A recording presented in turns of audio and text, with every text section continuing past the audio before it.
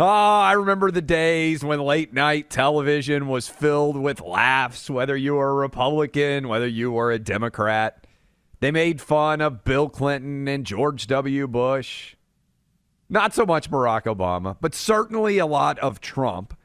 Used to be they tried to make fun of both political parties, satirize their absurdity, but then they turned into a cheerleading squad. And now it's like just really uncomfortable propaganda would be the way to describe, particularly the Stephen Colbert show, which is just, I really legitimately question the intelligence of anybody who chooses to spend their evening watching this show. But here is Stephen Colbert. Remember when they had the dancing vaccine people, Buck, which would, it was uncomfortable government propaganda masquerading as an evening show.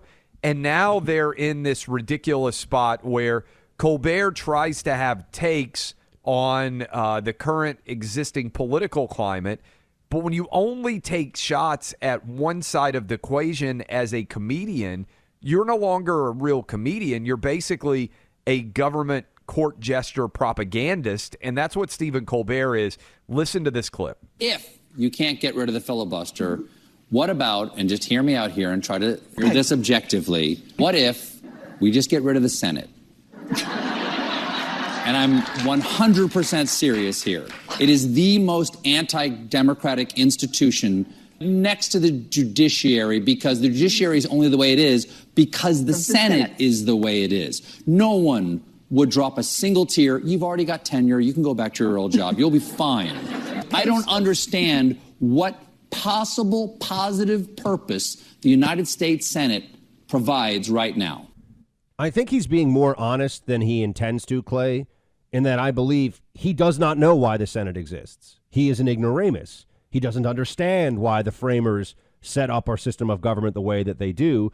And in fact, this is widespread all across the so-called liberal intelligentsia, whether in media or even in politics. In fact, if you Google something like, what does the Senate do, or should the Senate exist, you'll see think piece after think piece from Vox and HuffPo and Politico about leftists essentially saying, well, why do we even have a Senate? It's a relic and we shouldn't have this thing. They also say that about the Constitution when it gets in the way, by the way.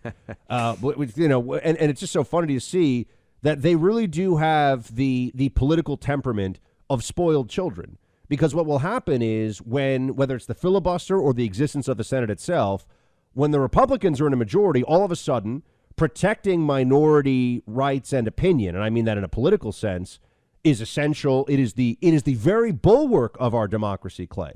And then the moment that Democrats think that they have a majority in the Senate and they're not getting what they want, all that they want, this is anti-democratic, let's tear the whole thing down. They are really just in favor of mob rule. That's what they would like to have. The rabble-rousers on the streets can get enough people angry enough on one issue to dramatically change the polity that we all live in. That's the preferred state that Democrats would like to go for. And that's why they'll throw, under Trump, Clay, it was all, they're destroying our sacred institutions. And now they're like, yeah, those institutions, not so sacred when they don't give us what we want. That's what immediately jumps out to me, is we heard from the Stephen Colberts of the world that Trump was a dictator and that if he didn't get what he wanted, he would do away with the institutions that were not allowing him to do as he wished. And then Stephen Colbert comes out and he says, I'm not joking, that he legitimately wants to get rid of the Senate, not because they are somehow a threat to democracy, but because they aren't doing what he wants them to do at this exact moment in time, which is exactly what a dictator thinks and says. So you have all these people, and I thought COVID was the perfect example of this, because we heard, Donald Trump is a dictator. He's an authoritarian. He will lead us into totalitarianism. And then COVID happened, which was the greatest excuse in most of our lives for someone to take as much power as they possibly could. And what did Trump do? He deferred to mayors and governors as opposed to taking all the power. And then what has Joe Biden done?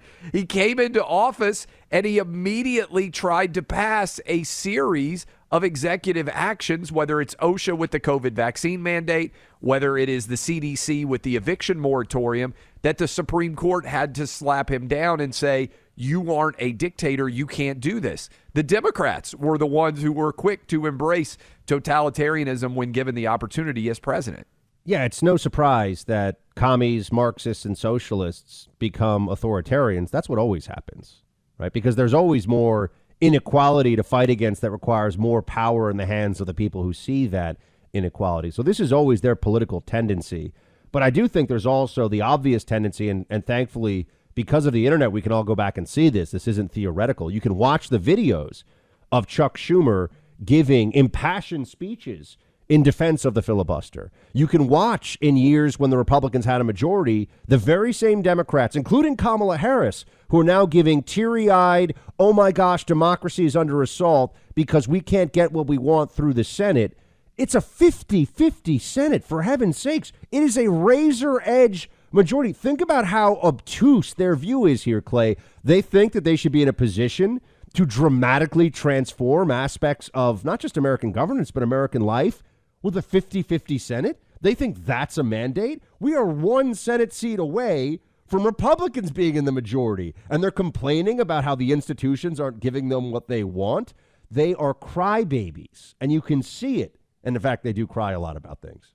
I'll say this, Buck. I know we were disappointed in the way that the Senate elections went in Georgia, because that's two that I believe the Republicans, I think you would agree with me, should win most of the time. At least one.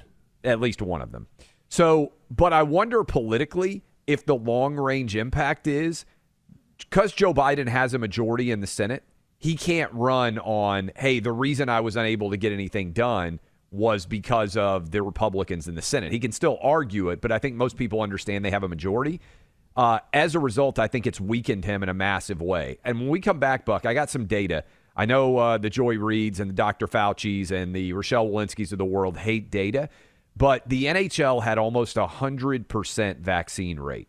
Everybody in the entire league got vaccinated. We have the numbers on how many of them ended up testing with positive with COVID because they test them all the time. And what those numbers show you, Buck, and I think what our audience is going to hear, if you haven't heard this already, is the fundamental failure of the vaccine to in any way eliminate COVID. I think it's going to blow people's mind. It also blows people's minds, or it should, that Buck is not getting any at-home phone calls from Dr. Fauci. Remember when he was calling Chris Cuomo before he got fired for being a dirtbag every night? Chris, it's Fauci. I know there's a pandemic, but I miss you, and I hope you're okay, buddy. I don't get those phone calls.